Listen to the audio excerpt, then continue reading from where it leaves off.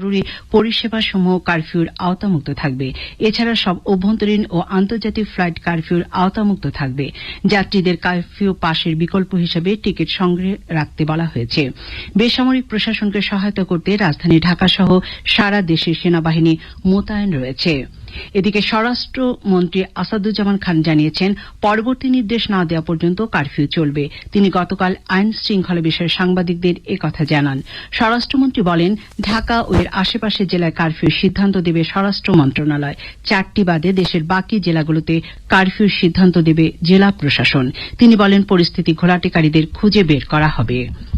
চলমান কারফিউর মধ্যে সারা দেশের পরিস্থিতি শান্ত রয়েছে। কোথাও কোনো অপ্রীতিকর ঘটনার খবর পাওয়া যায়নি। ঢাকার বিভিন্ন মোড়ে চেকপোস্ট বসিয়ে সেনা সদস্যরা দায়িত্ব পালন করছেন। সেনা সদস্যদের পাশাপাশি পুলিশ, র্যাব ও বিজিবি সতর্ক অবস্থায় রয়েছে। নির্বাহী আদেশে গতকালের মতো আজও সারা দেশে সাধারণ ছুটি রয়েছে। সাধারণ ছুটিকালীন সকল সরকারি, আধা সরকারি, স্বায়ত্তশাসিত, আধা স্বায়ত্তশাসিত এবং বেসরকারি অফিসসমূহ বন্ধ রয়েছে।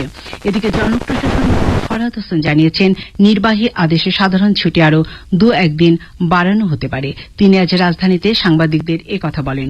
ফরহাদ হোসেন জানান, এ বিষয়ে আজ বিকেলে সিদ্ধান্ত হতে পারে। বিদ্যুৎ, জ্বালানি ও খনিজ সম্পদ প্রতিমন্ত্রী নসরুল হামিদ বলেছেন, সারা দেশের সহিংসতায় বিদ্যুৎ খাতে 1000 কোটি টাকার ক্ষতি হয়েছে।